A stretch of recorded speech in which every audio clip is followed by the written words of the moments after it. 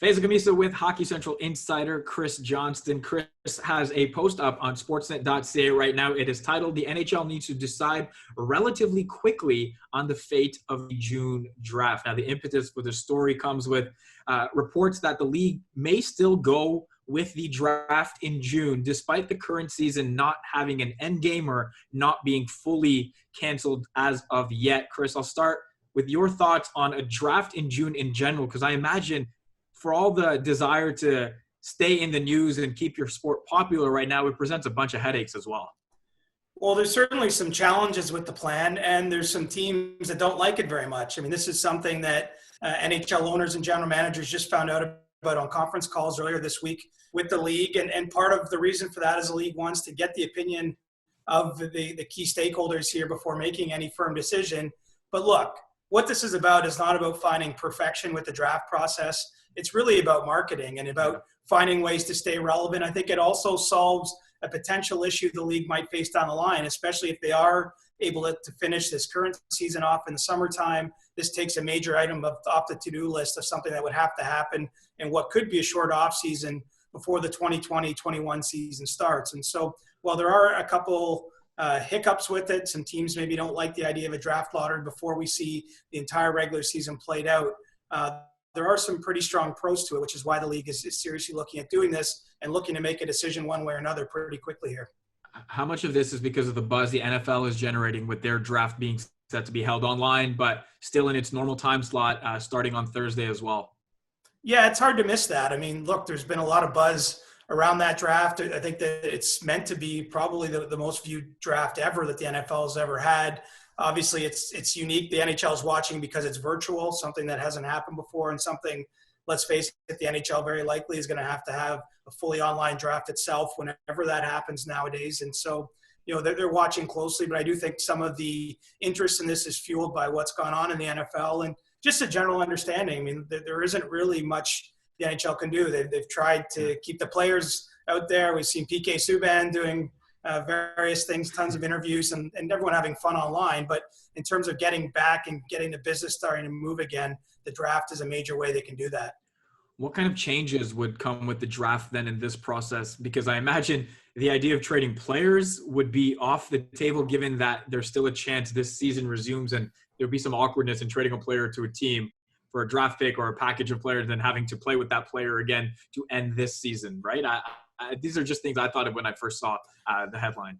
Right, and if we got to June, they were having the draft, and July was targeted as a start for the season still, I don't think you're seeing any player transactions happen at that time. I mean, you might still see a second-round pick traded for 2/3 or something like that. You might see pick-for-pick deals allowed, and so that's a change. I think the big issue that kind of has to be worked through, I mean, it's twofold. It's determining the draft lottery rankings. There's probably some controversy, especially if a team, say, came from the 15th spot and won the number 1 overall pick, and then they would still potentially be able to make the playoffs and go to the Stanley Cup. I mean, that's a doomsday scenario. I think the odds on that are pretty low, but you know, that might have to be looked at. And then some of the trades that have already happened, you know, JT Miller, for example, the trade to Vancouver last summer was for a first-round pick. If Vancouver made the playoffs this year, the pick was supposed to be in 2020. If they didn't make the playoffs, it would go to Tampa in 2021. Well, we don't really know 100% if they're in the playoffs at this point in time. Obviously, they're one of the teams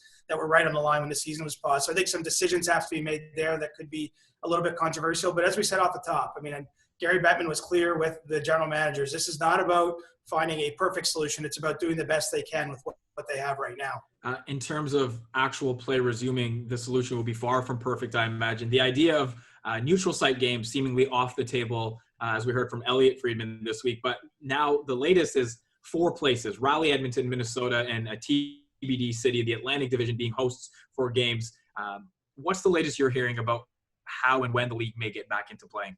Well, I think ultimately, you know, they've obviously been weighing a lot of different options when they looked at, you know, whether it was Grand Forks, North Dakota, Manchester, New Hampshire. I mean, there were some lacking aspects to those places, namely not a lot of places for the players to stay. Accommodation isn't up to a normal NHL standard, and the facilities themselves are not up to what we would consider an NHL standard. And so, you know, it does seem as though the focus now has shifted to, you know, creating some regional hubs, you know, one for each division among, you know, known quantities. That is cities where especially coronavirus has not been as much of an issue as in other parts of the continent.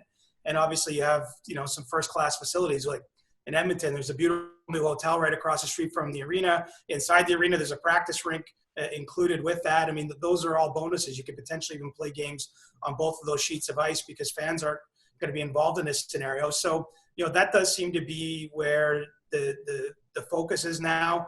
That could still change between then and now, especially the cities you mentioned. If an outbreak were to happen here in the next few weeks in any of those regions, that could affect the plans. I've heard that Buffalo has been looked at for the Atlantic Division site, even though it's not considered as much of a front runner, say, as Raleigh, St. Paul, and Edmonton are for the other divisions, but certainly is a possibility. And, I think it makes sense to look at doing it this way. I should mention, too, that under this scenario, I think the league really does want to finish what's left of the regular season, too. And so have teams go there. You could have multiple games a day to churn through the regular season games and then move on to the playoffs if, of course, that's even possible. That's something even the league doesn't know at this stage. I was going to ask you about how the league comes back and what the league knows and what they don't know. You seemingly just answered those right now. Has there been any conversation with you and players right now, and what's their sense of either frustration or optimism or pessimism around what's going on? Well, I'd say there's probably more an optimistic tone I'm getting from guys lately, Faizal. I mean, initially this was it's almost traumatic. The season just stopped on a dime. Obviously these guys live very regimented lives as pro athletes do in every sport. In most cases, NHL players still aren't skating now 6 weeks after the season was paused, which is a huge issue for them, even as much as they can stay in shape in other ways. So I think that there's certainly some anxiety and probably just on a human level what we're all dealing with this. But, suddenly it does seem as though, first of all, the President of the United States, Donald Trump, has been very encouraging to all the sports leagues about his desire to see them get up and running, be one of the first things back to encourage society. And I think that optimism is filtered down in the league head office, and it's getting to the players too. And so, no one does know anything for sure. I personally am a little bit skeptical about this just falling into place. Obviously, there's got to be a lot of precautions taken. We're talking about players potentially giving up 2 months away from their families, having to sort of be sequestered, if you will, in bubbles in a very controlled environment because of the way the coronavirus spreads and how easily it spreads. But, I do think there's a genuine willingness here to get this done and to find a way to play. And we all need a little bit of hope right now. So I think that what I've sensed largely is more and more optimism here the last week or so. I get the sense that scheduling a draft in June will present a little bit of hope for hockey fans to at least have something to cling on as well. Chris, appreciate this as always. Continue to stay safe, and we'll talk soon. Same to you, bud. Great to see you. Be well. Likewise. Yeah, thank you.